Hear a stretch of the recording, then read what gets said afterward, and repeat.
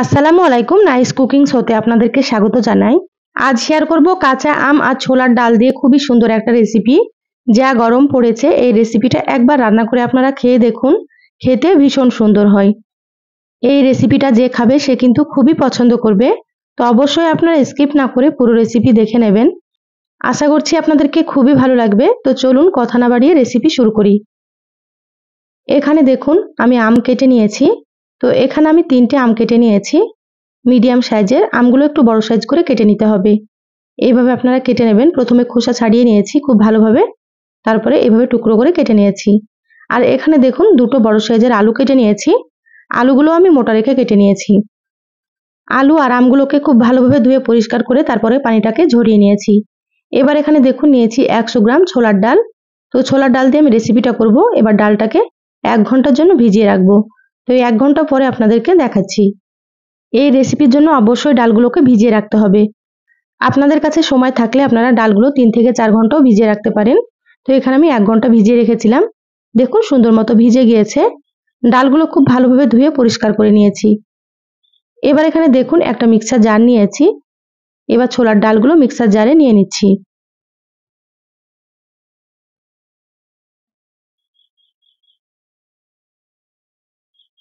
সম্পূর্ণ ডালগুলো নিয়ে নিলাম।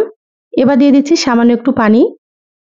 এখানে আপনারা খুব বেশি পানি দিতে যাবেন না, অল্প একটু দিয়ে দেবেন, তারপরে বেটে নিতে হবে। তো এখানে আমি মিক্সিতে বেটে নিচ্ছি, আপনারা চাইলে শিলনোড়াতেও বেটে নিতে পারেন।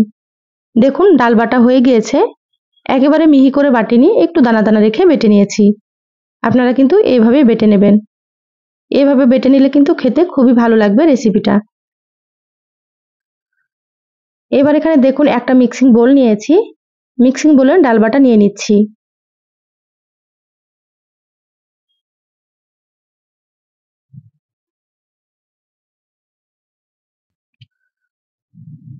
সম্পূর্ণ ছোলা ডাল বাটাটা নিয়ে নিয়েছি মিক্সিং বোলে। এবার দিয়ে দিচ্ছি হাফ চা চামচ লবণ। আর এখানে দিয়ে দিচ্ছি সামান্য একটু হলুদ গুঁড়ো। আর এখানে হাফ চা চামচ দিয়ে দিচ্ছি জিরা গুঁড়ো। সামান্য একটু দিয়ে দিলাম আদা বাটা। আর সামান্য পরিমাণে একটু দিয়ে দিচ্ছি রসুন বাটা। এখানে খুব বেশি আদা রসুন দেওয়া যাবে না, আপনারা অল্প অল্প একটু দিয়ে দেবেন। এখানে দিয়ে দিলাম 2টো কাঁচামরিচ কুচি। আর এখানে ছোট সাইজের একটা পেঁয়াজ কুচি দিয়ে দিলাম। পেঁয়াজটাকে আমি ছোট ছোট করে কুচি করে নিয়েছি। এবার সমস্ত হাত দিয়ে খুব সুন্দর করে মেখে নিতে হবে। আর ডাল বাটাটা খুব ভালোভাবে একটু ফেটিয়ে নিতে হবে, তাতে করে রেসিপিটা খুবই ভালো হবে। একটু সময় নিয়ে আপনারা ফেটিয়ে নেবেন। তো যারা ভিডিওটি ইউটিউব চ্যানেল থেকে নতুন দেখছেন, প্লিজ চ্যানেলটা সাবস্ক্রাইব করে চ্যানেলের সাথেই থাকবেন। যারা ফেসবুক পেজ থেকে ভিডিওটি দেখছেন, একটা লাইক দিয়ে পেজটা ফলো করে রাখবেন।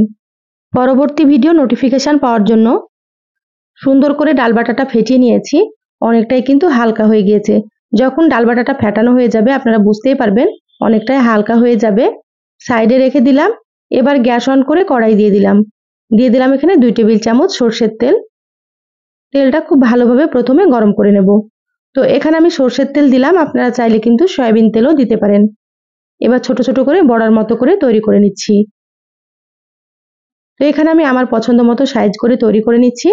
আপনারা আপনাদের পছন্দ মতো সাইজে তৈরি করে নেবেন। এবার গ্যাসের আঁচ মিডিয়ামে রেখে একটু সময় নিয়ে এগুলোকে ভেজে নেব। দেখুন এক পাশ ভাজা হয়েছে। এবার আমি উল্টে নিচ্ছি।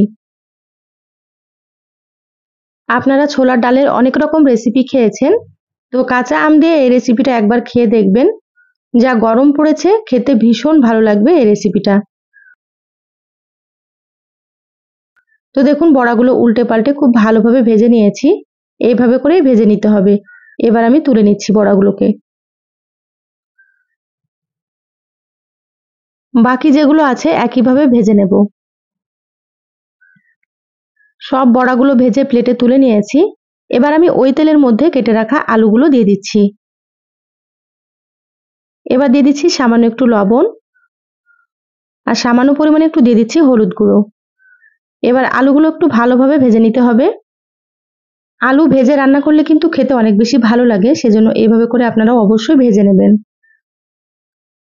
আমার চ্যানেলে আরো অনেক রেসিপি আছে, চাইলে আপনারা কিন্তু রেসিপিগুলো দেখে নিতে পারেন। আমি সবসময় সহজ রেসিপিগুলো আপনাদের সঙ্গে শেয়ার করার চেষ্টা করি। খেতে খুবই সুন্দর হয়। আপনারাও একবার রান্না করে খেয়ে কমেন্ট করে জানাবেন আপনাদেরকে কেমন লেগেছে। দেখুন আলুগুলো সুন্দর মতো ভেজে নিয়েছি, একটু সময় নিয়ে কিন্তু ভেজে নিতে হবে। ভাজা হয়ে গিয়েছে, এবার আমি প্লেটে তুলে নিচ্ছি।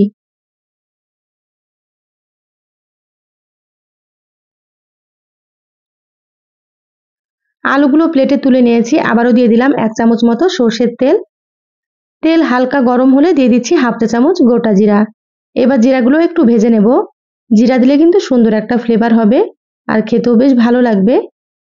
জিরাগুলো ভেজে নিয়েছি, এবার এখানে দিয়ে দিচ্ছি একটা পেঁয়াজ কুচি। তো এখানে আমি ছোট সাইজের একটা পেঁয়াজ কুচি দিয়ে দিলাম।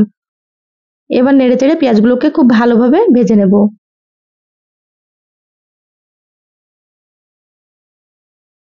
দেখুন পেঁয়াজগুলো ভাজা হয়ে গিয়েছে, এইভাবে ভেজে নিতে হবে। এবার এখানে দিয়ে দিচ্ছি কাঁচামরিচ আর পেঁয়াজ বাটা। তো এখানে আমি 3টে কাঁচামরিচ বেটে নিয়েছি আর একটা মিডিয়াম সাইজের পেঁয়াজ। দিয়ে দিলাম এখানে 1 চা চামচ আদা বাটা আর দিয়ে দিলাম হাফ চা চামচ রসুন বাটা।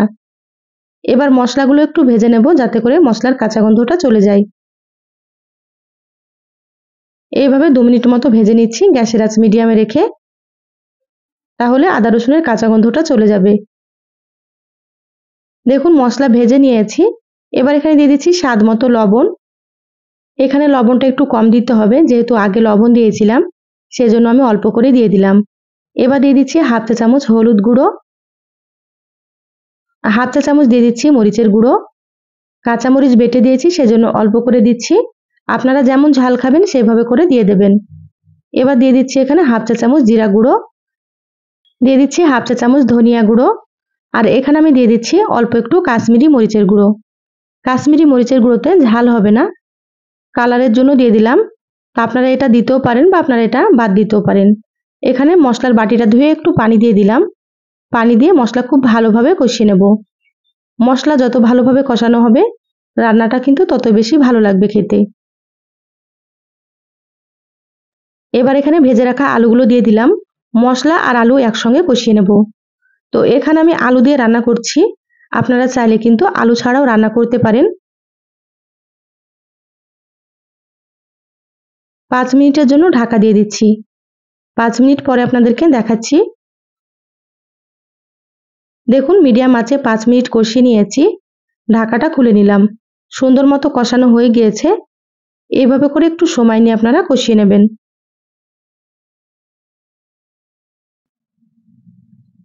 এবার আমি এখানে দিয়ে দিচ্ছি সেদ্ধ হওয়ার জন্য পানি।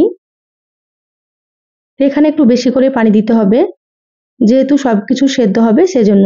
তো এখানে আমি 4 কাপ পরিমাণে পানি দিয়ে দিলাম। পানি দিয়ে খুব ভালোভাবে একটু মিশিয়ে নিচ্ছি। যেহেতু এখানে আমি বড়া রান্না করব সেজন্য ঝোলের পরিমাণ কিন্তু একটু বেশি দিতে হবে, আপনারা একটু বেশি করে ঝোল দিয়ে দেবেন। এবার ঢাকা দিয়ে 5 মিনিট রান্না করে নিচ্ছি, তারপরে দেখাচ্ছি। দেখুন 5 মিনিট রান্না করে নিয়েছি, আলুগুলো কিন্তু অনেকটাই সেদ্ধ হয়ে গিয়েছে। এইভাবে আলুগুলোকে একটু সেদ্ধ করে নিতে হবে। এবার আমি এখানে ভেজে রাখা বড়াগুলো দিয়ে দিচ্ছি। এই বড়াগুলো কিন্তু এমনিতেও খেতে ভালো লাগে, আপনারা এমনিতেও খেতে পারেন। তো এখানে আমি কয়েকটা রেখে দিলাম এমনিতে খাওয়ার জন্য, আর বাকিগুলো রান্না করে নিচ্ছি। ঢাকা দিয়ে 7 থেকে 8 মিনিট রান্না করে নেব। তো 8 মিনিট পরে আপনাদেরকে দেখাচ্ছি। দেখুন ঢাকাটা খুলে নিলাম, ঝোলটা কিন্তু অনেকটাই কমে গিয়েছে, বুঝতেই পারছেন আপনারা। আর বড়াগুলো সুন্দর মতো সেদ্ধ হয়ে গিয়েছে, এইভাবে বড়াগুলোকে সেদ্ধ করে নিতে হবে। এবার আমি এখানে দিয়ে দিচ্ছি কেটে রাখা আম। আমগুলো কিন্তু এই পর্যায়ে দিতে হবে। বড়ার সঙ্গে আমগুলো দিলে কিন্তু বড়াগুলো সেদ্ধ হবে না, সেজন্য সুন্দর করে সেদ্ধ করে নিয়ে তারপরে এখানে আমগুলো দিতে হবে। সম্পূর্ণ আমগুলো দিয়ে দিলাম। এবার খুব ভালোভাবে একটু নেড়েচেড়ে মিশিয়ে নিচ্ছি।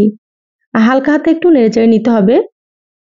ঢাকা দিয়ে 3 থেকে 4 মিনিট আবারও রান্না করে নেব। দেখুন 4 মিনিট রান্না করে নিয়েছি, ঢাকাটা খুলে নিলাম। এবার দেখে নেব আমগুলো সেদ্ধ হয়েছে কি।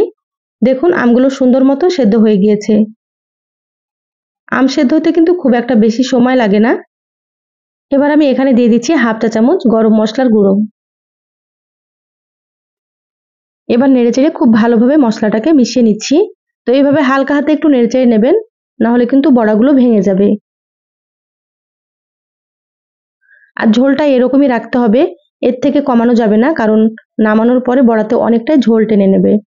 তো দেখুন রান্না হয়ে গিয়েছে, গ্যাস বন্ধ করে দিলাম। ঢাকা দিয়ে 2 মিনিট রেখে তারপরে দেখাচ্ছি। দেখুন 2 মিনিট পর বলে ঢেলে নিয়েছি। আর রান্নার কালারটা দেখুন কতটা সুন্দর হয়েছে। এই রেসিপি যদি থাকে তাহলে 1 প্লেট ভাত কিন্তু নিমেষেই শেষ হয়ে যাবে।